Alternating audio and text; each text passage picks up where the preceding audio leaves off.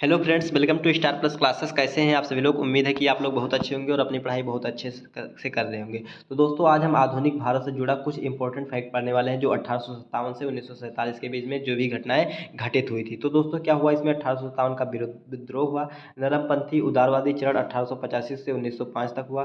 फिर गर्मपंथी तथा उग्रवादी चरण देखेंगे 1905 से 1970 तक जो चला था। फिर उसके बाद में पढ़ेंगे गांधी युग। तो दोस्तों, आइए एक एक करके आगे पढ़ लेते हैं।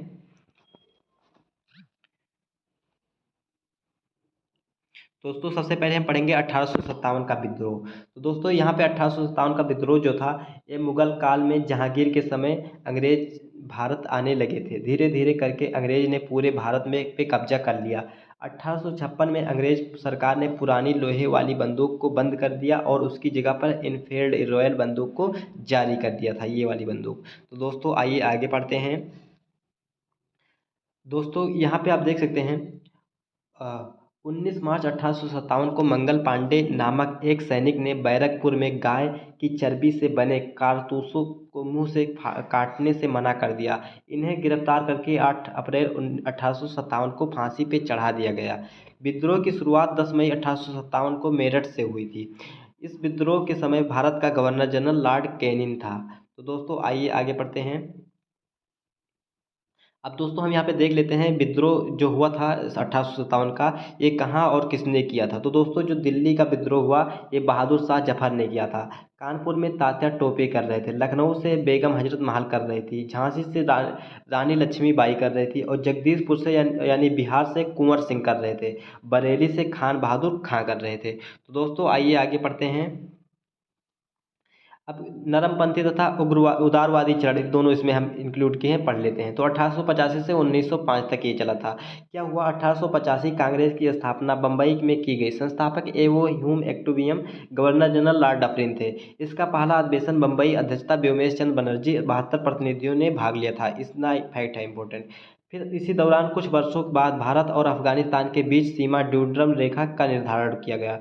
गवर्नर जनरल उस समय कौन थे? तो लॉर्ड लैंसडाउन थे। तो दोस्तों, आइए आगे देखते हैं। 1887 से 1891 के मध्य, तो इसमें क्या हुआ? 1887 में दादा भाई नौरोजी ने इंग्लैंड में भारत सुधार समिति की स्थापना की थी। इसके बाद ब्रिटिश सरकार का रुख कांग्रेस के प्रति कठोर होता चला गया। कांग्रेस के पहले मुस्लिम अध्यक्ष आप देख लीजिए, बदरुद्दीन तैयब जी थे। और कांग्रेस के पहले अंग्रेज अध्यक्ष कौन थे? तो जॉर्ज यूल थे। फिर आता है 1892। 1892 में क्या हुआ कि दादा भाई नौरोजी ने इंग्लैंड के फिंसबरी नामक स्थान से सांसद का चुनाव लड़ा और इंग्लैंड की संसद पहुंचने वाले पहले भारतीय बने। तो दोस्तों, आइए आगे पढ़ते हैं। उदारवादी तथा उग्रवादी। उदारवादी जो नेता थे, ये दादा भाई नौरोजी, गोविंद रानाडे, गोपाल कृष्ण गोखले तथा मदन मोहन मालवीय थे। और उग्रवादी कौन थे? यानी धरमदल लाल पाल यानी कि लाला लाजपत राय, बाल गंगाधर तिलक तथा बिपिन चंद्र पाल थे। अरविंद घोष इसमें भी शामिल थे। तो दोस्तों, आइए आगे पढ़ते हैं। 1905 में क्या हुआ?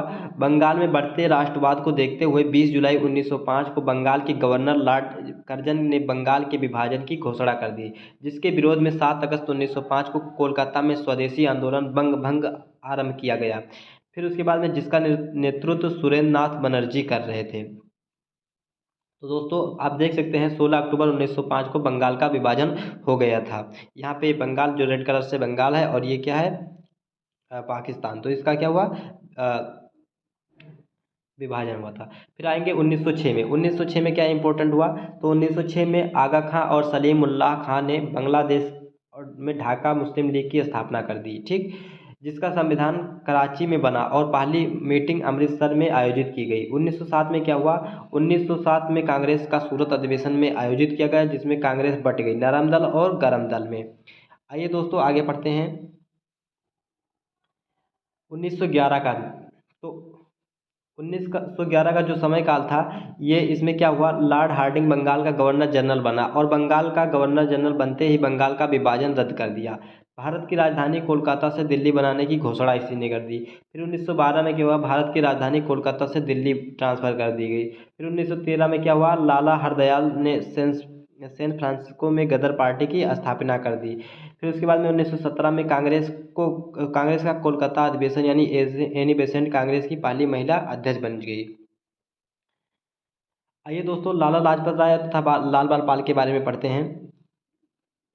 तो लाला लाजपत राय, अब क्या, लाला लाजपत राय जिन्हें पंजाब केसरी के नाम से जाना जाता है, गरम दल के प्रमुख नेता थे। उन्हें पंजाब के शेर की उपाधि भी मिली थी। लाला लाजपत राय ने यंग इंडिया नामक पुस्तक भी लिखी। जब साइमन कमीशन भारत आया था तब लाला लाजपत राय ने विरोध किया तथा लाठियों के प्रहार से इनकी हत्या कर दी गई थी।